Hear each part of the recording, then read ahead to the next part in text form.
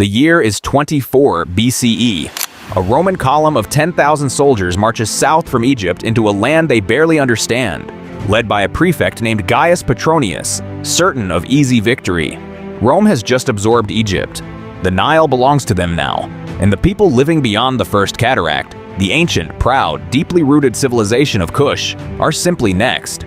What no Roman soldier marching into that scorching desert could have imagined was that within 2 years they would be negotiating a peace treaty, not dictating one, negotiating one, with a one-eyed queen. So who were the Kushites, and how did a civilization that Rome barely knew existed manage to fight the most powerful military machine on Earth to a standstill?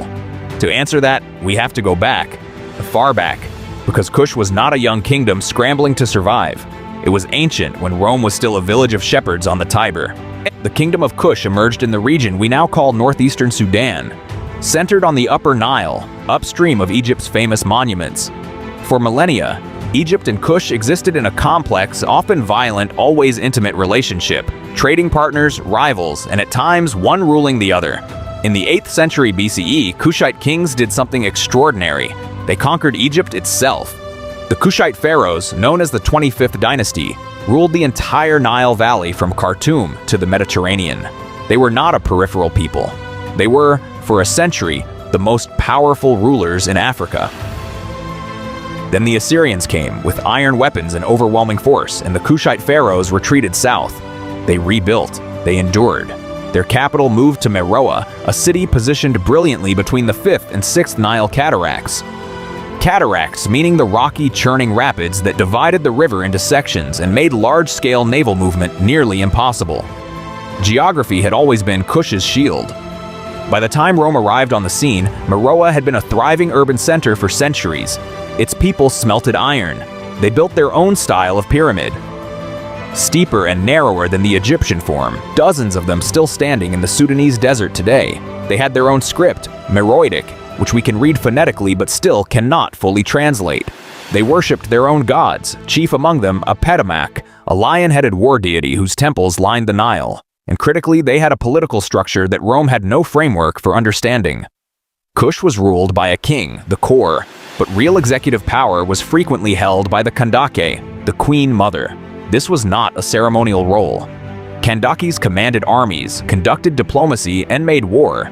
When the Romans tried to make sense of Kushite leadership, they kept encountering these formidable women and couldn't quite categorize them. One Roman account conflates multiple Kandakes into a single mythic figure. That confusion tells you everything about how poorly Rome understood what it was dealing with. And that misunderstanding would cost them. When Augustus Caesar absorbed Egypt in 30 BCE, following the deaths of Antony and Cleopatra, Rome inherited Egypt's southern border problem.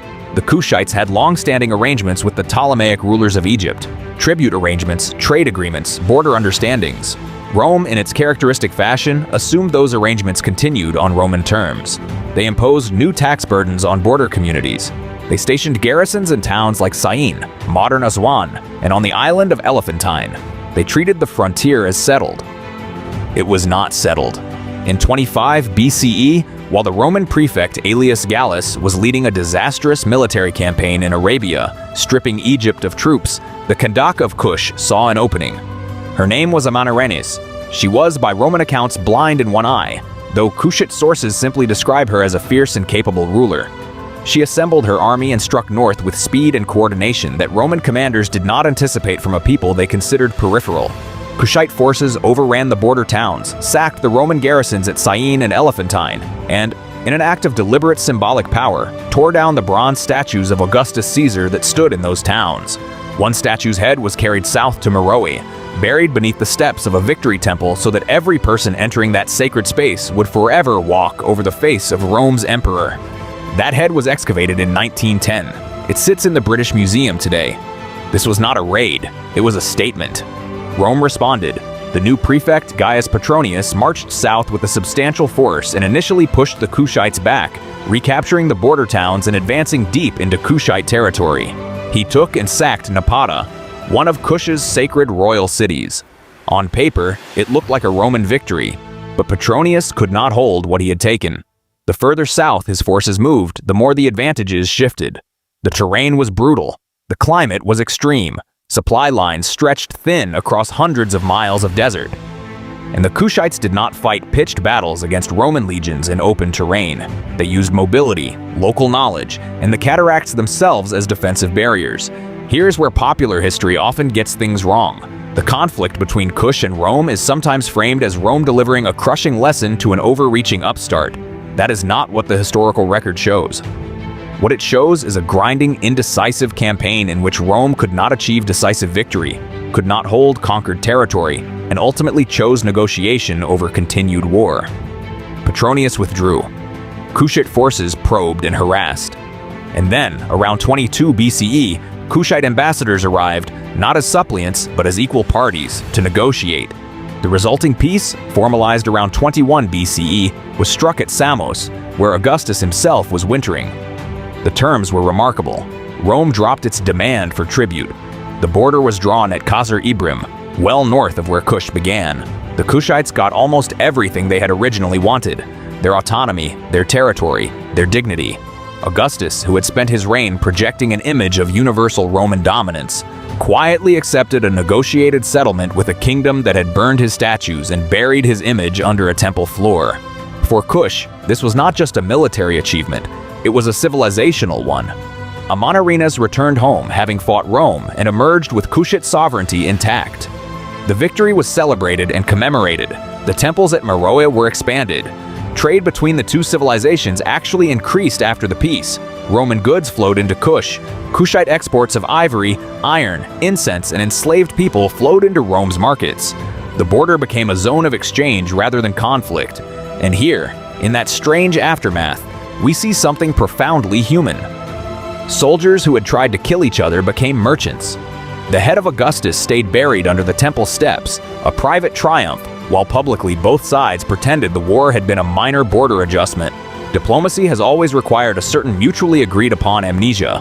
Kush would continue for another 3 centuries after this conflict, gradually transforming as the ancient world changed around it. The power of Meroe eventually declined, caught between the rise of the Aksumite kingdom to the east and the shifting trade routes of late antiquity. By the 4th century CE, Kush as a unified political entity was gone, but its legacy persisted. In the successor kingdoms of Nubia, in the survival of distinctive artistic and religious traditions, in the descendants of those iron-smelting, pyramid-building, fiercely independent people who still live along the Upper Nile today. What the conflict with Rome reveals is something that military historians sometimes overlook in favor of the grand campaigns of conquest. That resistance, when organized, geographically intelligent, and politically coherent, can be just as decisive as victory on the battlefield. Kush did not defeat Rome, but it denied Rome the cheap, easy expansion that Augustus wanted. And denial of an imperial objective, achieved by a civilization Rome could not fully understand or subdue, is its own kind of triumph. Amanirenas never appears in the grand sweep of classical history the way Caesar or Augustus does. She left no written account in a language we can read, but she buried Rome's emperor under her temple floor, and then she sat across a table from his representatives and made them blink. That ought to count for something. The story of Kush does not end with Rome. 3 centuries later, as the Mediterranean world fractured, a new power was rising in the highlands to the east. The Kingdom of Aksum, with its towering obelisks, its control of Red Sea trade, and its own extraordinary ambitions. And the relationship between Aksum and the remnants of Kushite civilization would prove just as complex, just as violent, and just as consequential. What happens when one ancient African kingdom destroys another? And what rises from the wreckage? That is next time.